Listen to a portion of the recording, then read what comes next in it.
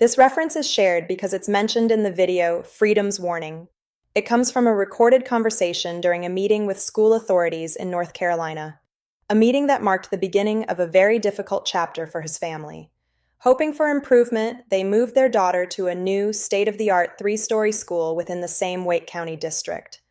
But the change brought no relief. In fact, he would later say that the situation grew even worse.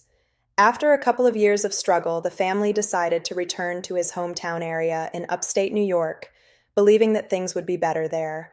What they discovered instead, after enrolling their daughter in the Ithaca school system, was far more troubling than they had ever anticipated. The recording that follows is from that original meeting in North Carolina, the moment when this long and difficult journey began.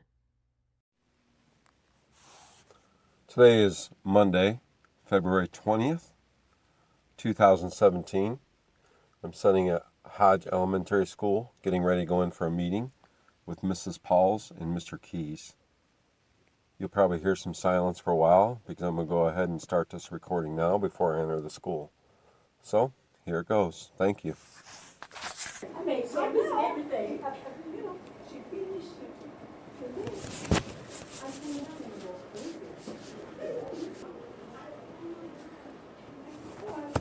Don't feel bad. That's a process of learning. Hi, Mr. Young. Yes, sir. Hi. Mr. Keys. I am. How are you doing today? Doing good. She's not by the way, right? Yeah, All she's righty. on the way. She had just pulled off. Thanks, Marie. Good. Doing all right today? Yes, sir.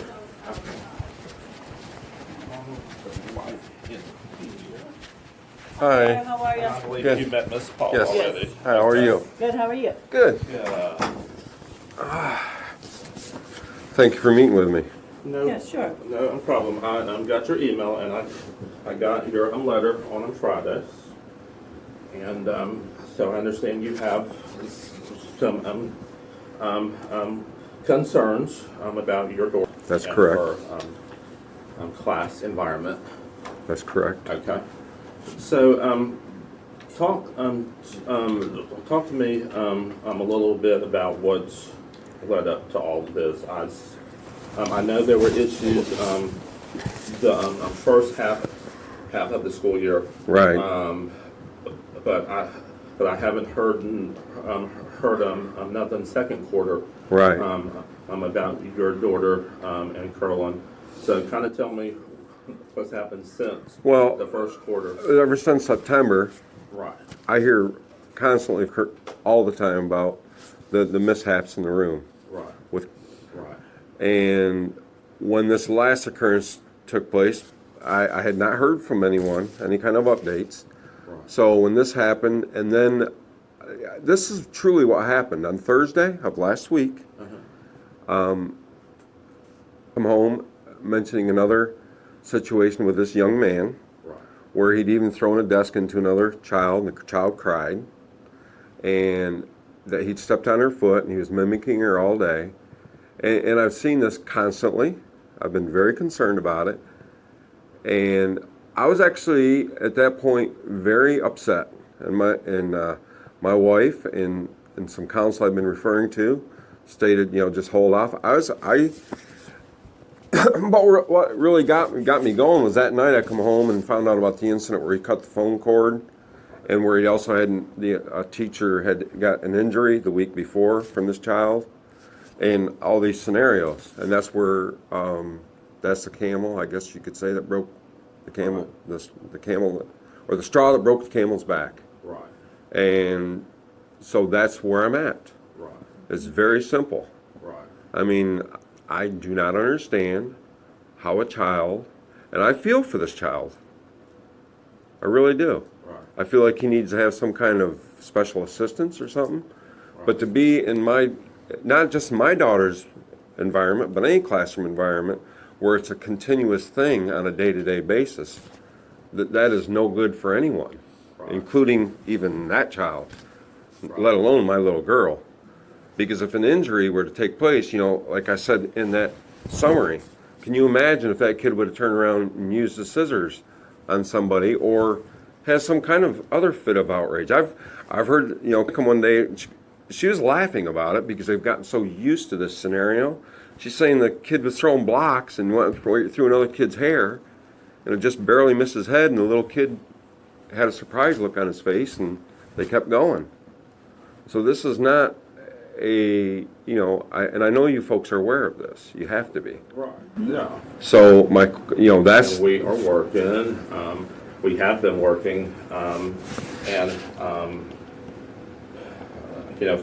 FERPA kind of prevents me from talking about this other stuff. No, I understand. But I understand that.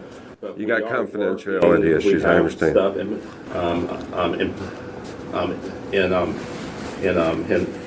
place working with him. The county is involved. They are aware. We've asked for help in that manner. We are working through the channels. There are laws designed to help protect students with disabilities, and so with all this stuff going on, we are working. We aren't. Well, maybe the situation's not here then. Maybe it's at a higher level. We aren't. But the route, Yeah. I understand that there's we things are. being taken care of, we but are. this is not acceptable. It truly is not. And I agree. It's not acceptable for my little girl who really loves her class and loves her teachers, and has a really, she's, and I'm sure there's other kids in the same scenario in the classroom, her or no other student. I'm not just, don't deserve to have this kind of daily interruptions in a learning environment in first grade, mind you. In first grade? I mean, really? This should not be taking place. And it certainly should not have been taking place this long. I mean, it's just not acceptable. It really is not. Right, and I agree with you. I can't argue with you because Because if something were to happen to her or another child, it takes it to another level. It's way beyond what we're discussing right now. And I think that's a very viable potential with that child.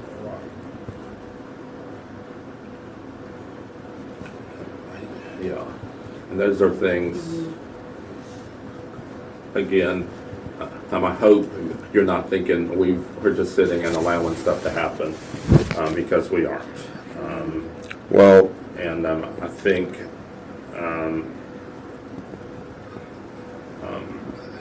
it's not every day. I mean, he does have some good days, but it is to the point that yes, it's kind of something else needs to happen, and that is what we've been working on and are working on, and still are continuing to work on. My area superintendent is aware. Our special ed folks are aware. We've been meeting to get him. so what has to happen to have something take place then? Is that, I mean, this is pretty sad, really, because this has been months. And, my little girl another day, I got to tell you this, she come home, she goes, I was telling a classmate, she goes, she's holding ears, I go, what are you doing? And then the door slams. And they all start laughing because it's such a normal occurrence for this kid to go out and slam the door and walk off into the school, off into the sunset, which is the horizon of Hodge Elementary School. I mean, and I know that's happening maybe not daily, but pretty close. And I know, you stated in here that you feel like nothing has changed or we're not doing anything. I haven't truly- seen anything change, and I haven't heard from anyone. I haven't heard from anyone on this, and this is a serious scenario. And I'm not a type of guy that goes in and I'm very low key. I'm very aware of what's my child's environment. I want her to be in a safe environment and a learning environment where she can learn. She's very bright. And I'm not saying that because she's my daughter. I mean, she knows both languages pretty much fluently. My wife has been very dedicated to her since she was born.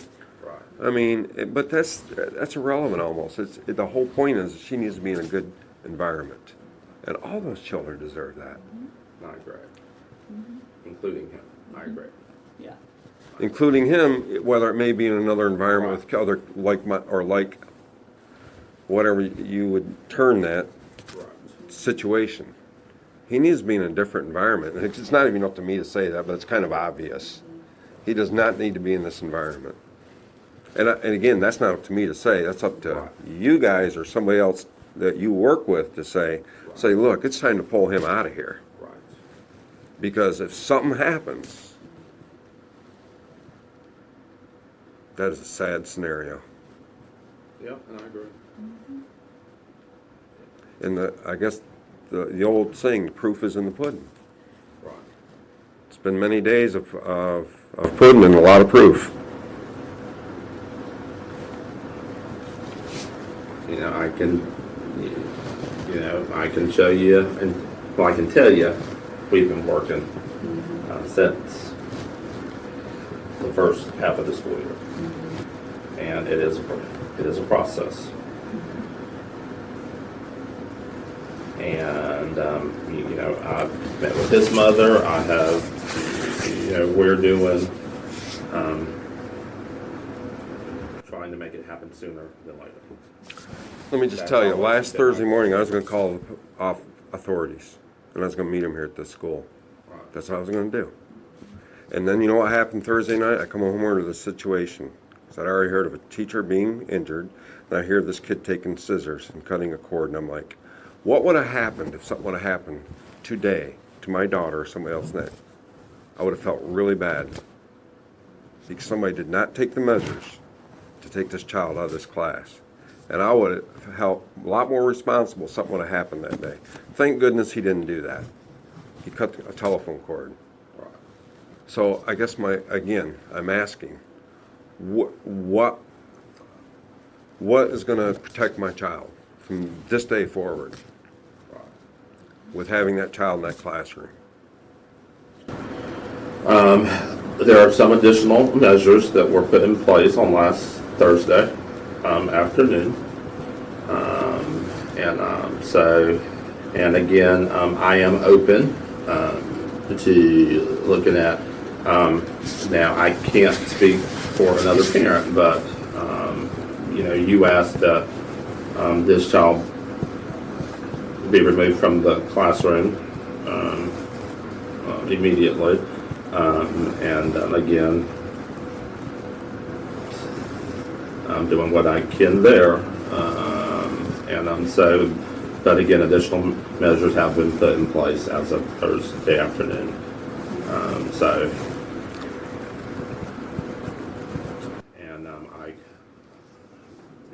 I will look at moving him to the other homeroom, but I can't just kick him out. I don't think that's even, quite honestly, I think that's just, Right.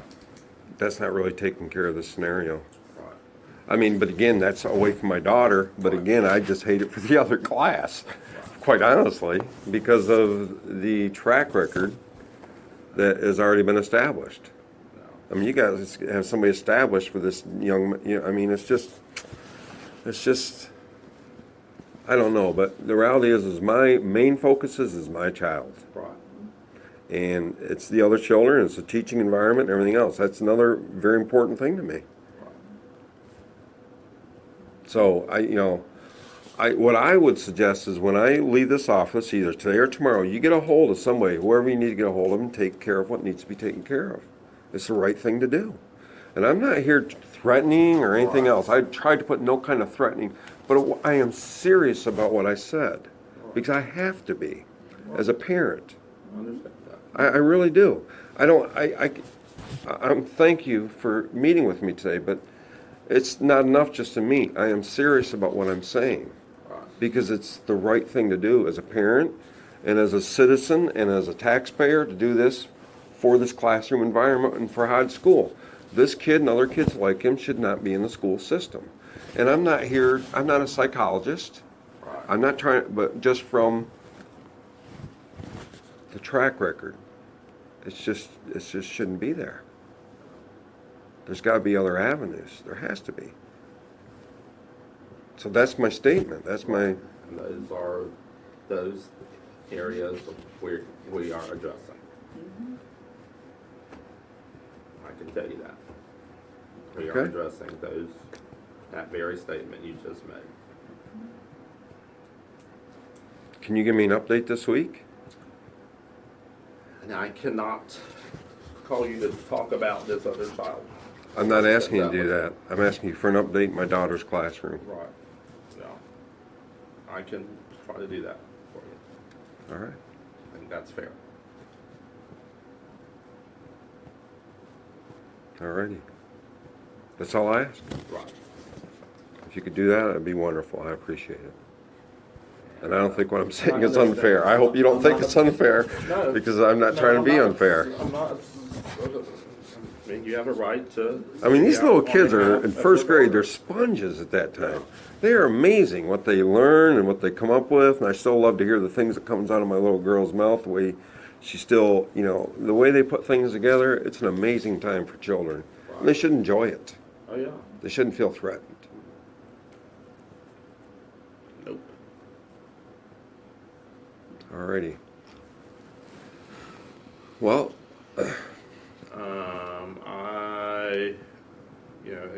again, we have things in place, and I will call you by the end of the week with an update.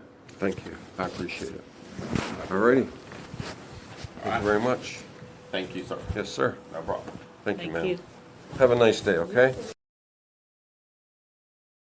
He remembers that, back in his school days in upstate New York, there was a bus that came every morning to pick up children who needed special attention, whether because of disabilities or serious behavioral challenges. They were taken to a dedicated facility where they could get the support they needed, and it made the regular classrooms easier to manage as well. To his knowledge, programs like that no longer exist today, and he believes they were good for both the students and the schools. Thank you for watching, he says.